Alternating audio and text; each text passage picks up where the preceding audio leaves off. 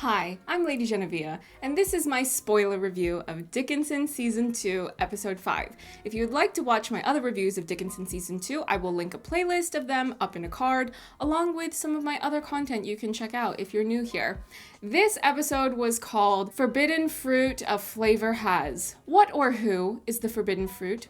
Is it Samuel Bowles? Let's just address the elephant in the room. I know we're going out of order, but oh well, I have been waiting for us to talk about this.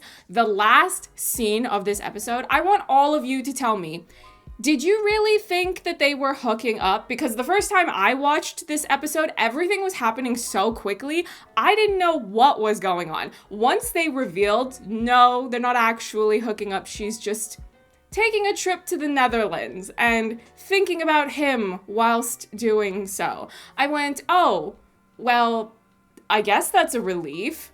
He's married, Emily. You don't need to be messing with him like that. Also, he is your editor. I figured this was supposed to be some sort of commentary about the ramifications of mixing business with pleasure. I'm not going to make a blanket statement as if you should never date in the workplace, but sometimes it's just not a good idea. Well, those of you who watched my spoiler-free review of episode 5 that I posted last week, now you know why I was acting the way that I was about sharing that song specifically. Anyway, on to the contents of this episode. I usually save Emily's story for last because hers is usually the most interesting and layered, and she is the main protagonist of this ensemble, but I feel like I would rather switch things up this time and talk about her first.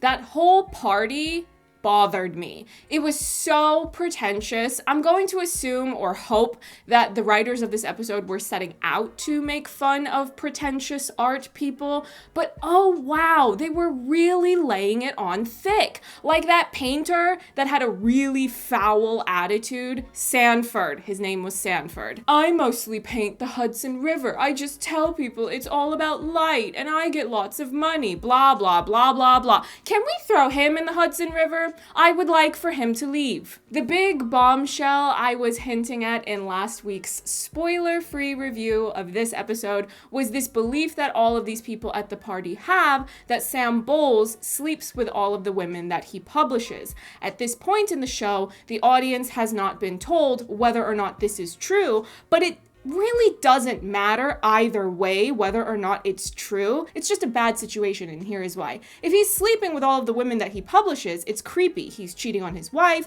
he's using his position of power to coerce women into trading favors in order for their dream to come true. So, if the show wanted to take that direction, that could be a storyline that offers commentary on Hollywood as an industry. How many women have been coerced or forced to be physically intimate in order to get or keep a gig? Exactly. But if it's not true that he sleeps with all of the women, this rumor would still be a dark cloud hanging over Emily's success. She's going to have to deal with people assuming that she only got published because she gave him a little,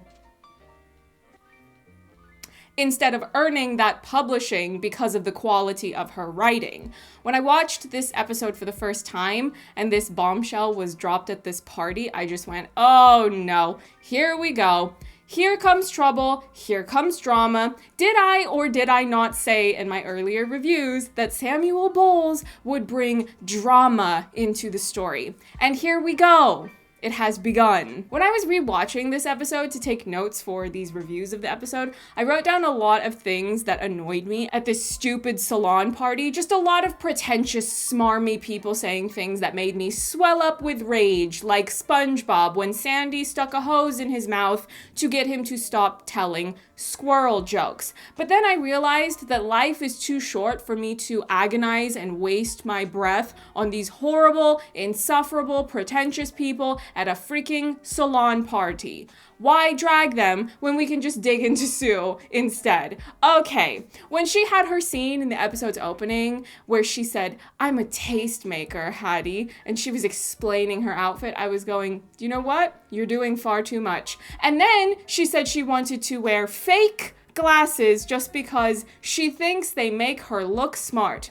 They don't actually, because I can still see right through your vanity, your materialism, and your unresolved trauma. And then she said, I can't be seen in the same dress twice.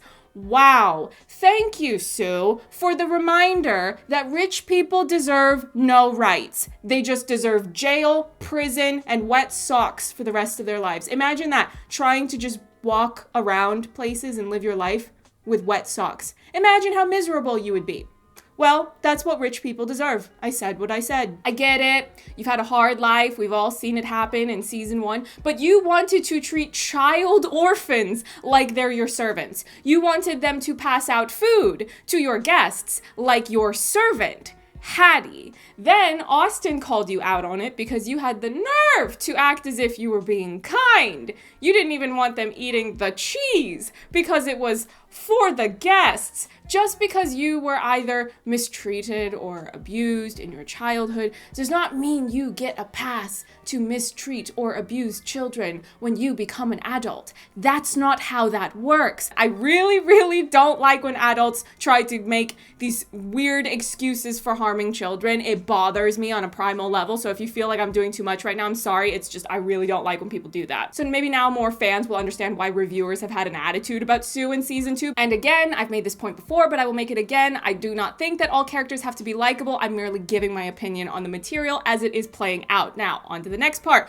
Let's not forget that Austen pointed out to Sue that Clara and Anna's inheritance is now funding Sue's insufferable, vapid, pretentious, materialistic lifestyle, and then she had the audacity to tell Austen that he is the one taking advantage of them. It wasn't his idea, it was his father's idea. Also, you act like you're so mad at him for this, but I don't see you deciding to stop spending all that money that they're now giving you, so spare me the righteous indignation. Austen was the one who volunteered to take them in because his own mother went, "No, I don't wanna." How has Sue managed to act up so much that I'm out here defending Austen, of all people? How the hell did that happen? And before we get to our last main point of discussion, before I close off this review, that subplot they've got going on for Henry and Hattie and Austen and that printing press hidden away in the barn, that is so much more interesting than so much else of what's happening on this show. Why are they not giving me more of it? Can we extend these episodes for any future seasons you decide to do? Maybe 35 minutes per episode, or dare I say it, 40 minutes. I had to suffer through Dickinson parental relationship woes when we could be watching a civil rights rebellion done through the power of writing. You said in this episode, a printing press can start a revolution, but you didn't want to develop that any further. What's the problem? I'm not making accusations, I'm just asking a question. Anyway, let's talk about the saving grace of this episode and probably most definitely the entire season, Lavinia. It was so funny that she clocked Mr. Shibley for not knowing the Scarlet Letter. So she decides, oh, I'm going to give you an English lesson. I'm going to teach you the story. And what's that? You think it's boring? Well, guess what? I will prove you wrong by turning it into sexy roleplay. Her mind is so powerful. Also, that exchange they had where he mispronounced the word bodice and she corrected him. It was so well written and so well performed. I really love these two actors and the way that they play off of each other when they have this verbal ping pong match going on between them. It's so much fun to watch. And I said it last week, but I'll say it again. We know that Mr. Shibley says all of the wrong things, but it's just really entertaining to watch this dynamic play out between them.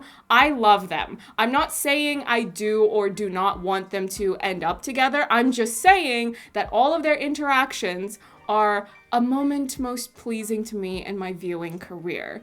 There's more I could say about this episode, but I'm going to save it for future reviews when I will be able to discuss the material more thoroughly because of how certain stories develop over the course of the season. I don't really want to talk about those things right now if I'm going to have to do it halfway, but stay tuned because I will be posting my spoiler-free review of episode 6, and I know that episode 6 is an episode all of you watching this are going to have so many feelings about. I'm really excited to talk about it.